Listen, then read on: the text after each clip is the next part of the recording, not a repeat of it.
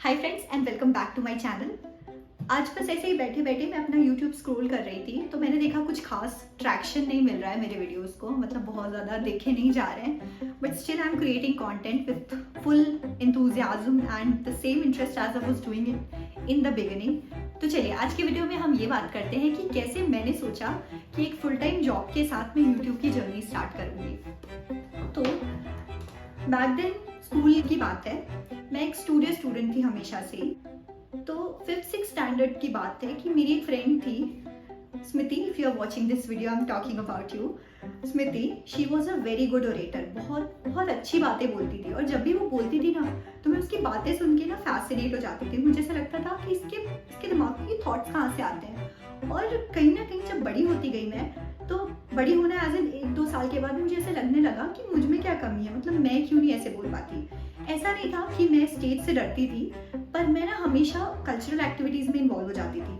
मतलब लेट से जब भी कोई कंपटीशन है या जब भी कोई इवेंट है तो उसमें अगर डांसिंग हो रही है, सिंगिंग हो रही है और स्पीचेस और डिबेट्स हो रहे हैं तो मेरा इंक्लिनेशन हमेशा डांसिंग एंड ऑल की तरफ होता था। तो ये रीज़न था कि मैं ज़्यादा स्टेज पे बोलने वाली चीज़ें प्रैक्टिस नहीं कर पाती थी। और अक्सर ऐसा होता था कि उन कॉम्पिटिशंस में स्मृति पार्टिसिपेट करती थी और मैं उसको बहुत ध्यान से सुना करती थी। मैं इतनी कॉन्फिडेंट नहीं थी या I don't know what skill was lacking कि मैं उसको ना सामने से बहुत कम अप्रिशिएट कर पाती थी, unless and until it has really blown my mind.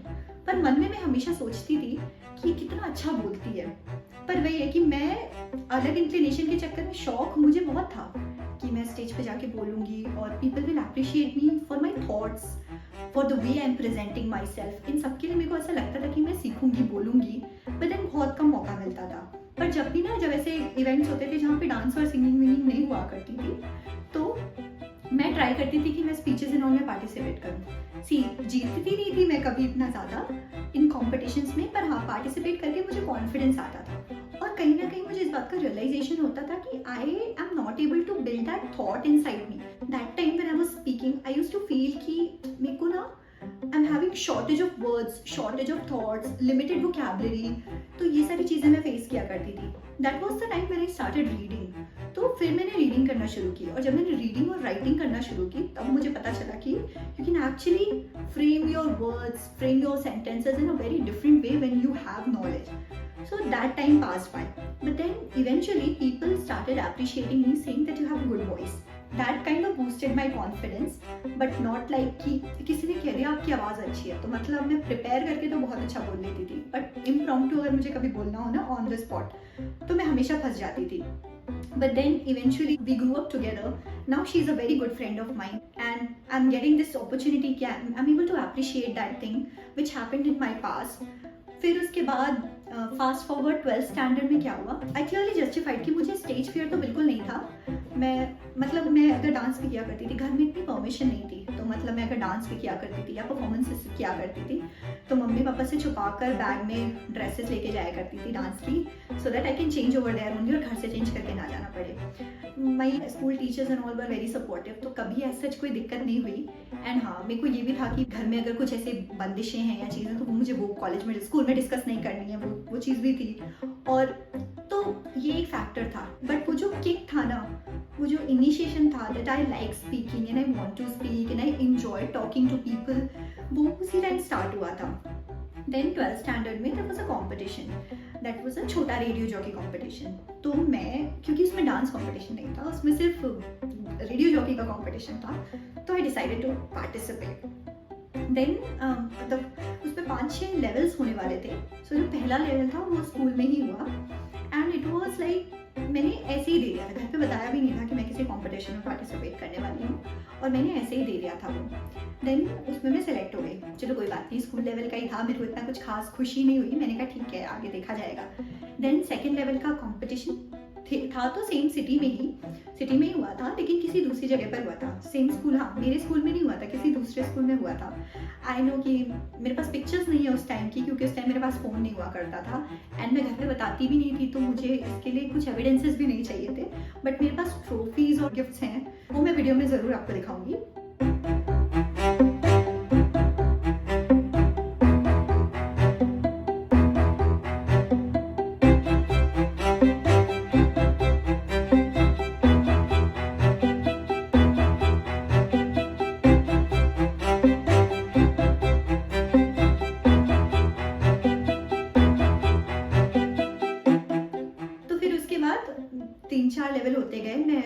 Participate करती गई एंड मैं कुछ ना कुछ पोजीशन मेरी आती गई, मैं क्वालिफाई करती जा रही थी। तो ये शॉर्ट लिस्टिंग वाले लेवल्स थे, but I was able to qualify them all. Then final level की बात आई।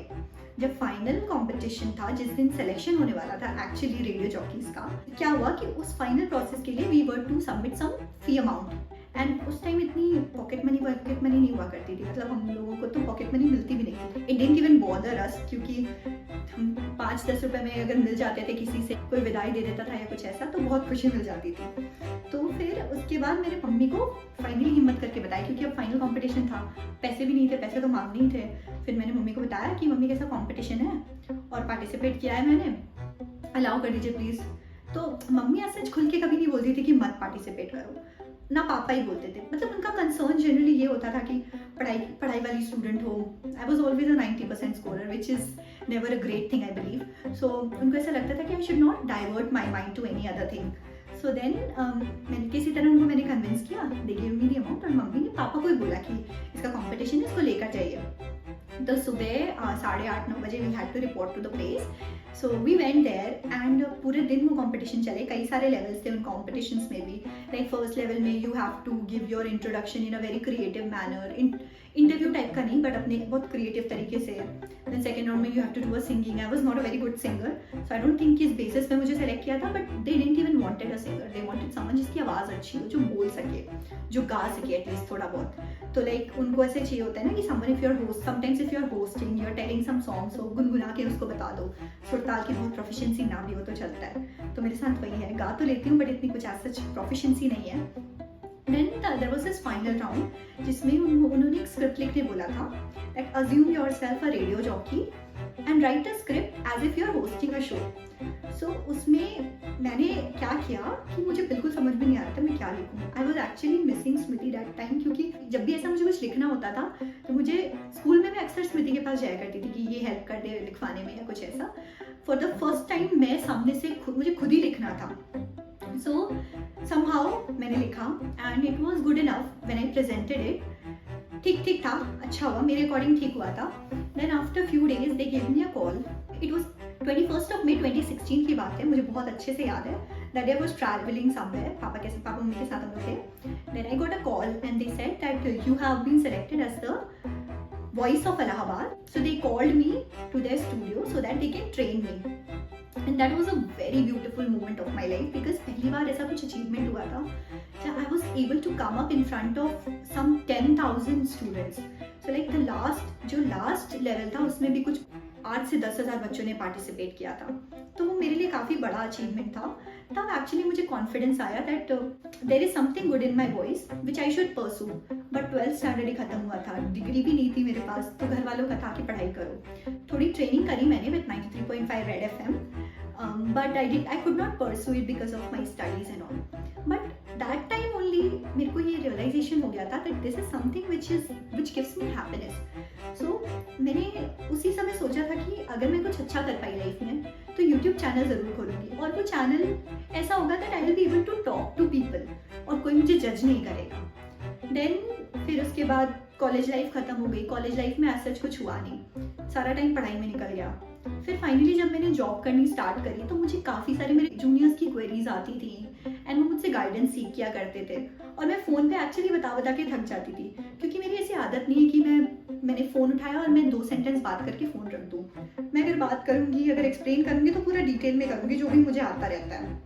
तो मैंने सोचा why not to start a YouTube channel. फिर ऐसे करके मैंने अपना यूट्यूब चैनल स्टार्ट किया। तो इस पूरी जर्नी में मैंने एक चीज़ रियलाइज़ करी है कि मैं देखती हूँ लोगों को स्टेज फियर होता है या बोलने में दिक्कत होती है, या कभी ना कभी ऐसे वो हिचकिचाते हैं लोगों के सामने खुद को प्रेजेंट करने में। छोटी से छोटी चीज़ भी हो सकती है, बड़ी से बड़ी चीज़ भी हो सकती है। ज़रूरी नहीं है कि आपको स्टेज पर ही सबके सामने बोलना है, ज़रूरी नहीं है कि आप सुंदर पिचाई और टिम्पू बन रहे हो, लेकिन अगर आपको अपने आप को भी प्रेजेंट करना है ना, छोटे ग्रुप के सामने भी, तो भी कॉन्फिडेंस बहुत इंपॉर्टेंट होता है। मैं एक्चुअली 2 चीज़ें कवर कर रही हूँ इस वीडियो में, कि पहले तो मैंने ये यूट्यूब चैनल स्टार्ट क्यों किया, सो दैट मैं ना अपनी स्किल को लाइवली रख सकूं, और कॉर्पोरेट लाइफ में काम करते करते, सिर्फ इंजीनियरिंग करते करते मैं अपनी अंदर की स्किल्स को खो ना दूं और भूल ना जाऊं। क्योंकि ऐसा होता है once you are out of practice then it becomes very difficult to revive up and come up. So that is one sole reason.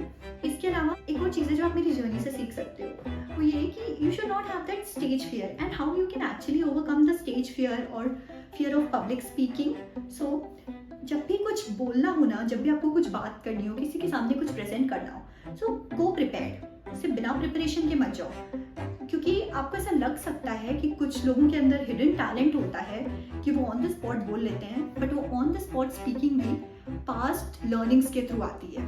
तो या तो आप कंटिन्यूस लर्नर हो, कंटिन्यूस रीडर हो, तो आपके लिए ईजी हो जाता है। बट अदरवाइज किसी छोटे प्रेजेंटेशन के लिए, इंटरव्यू हॉल के लिए जा रहे हो, सो गो प्रिपेयर्ड एंड लाइक लिख के याद करके जाओ। फिर मैं वही कहती हूँ कि याद करके जाओ, पर रोबोट मत बन जाओ।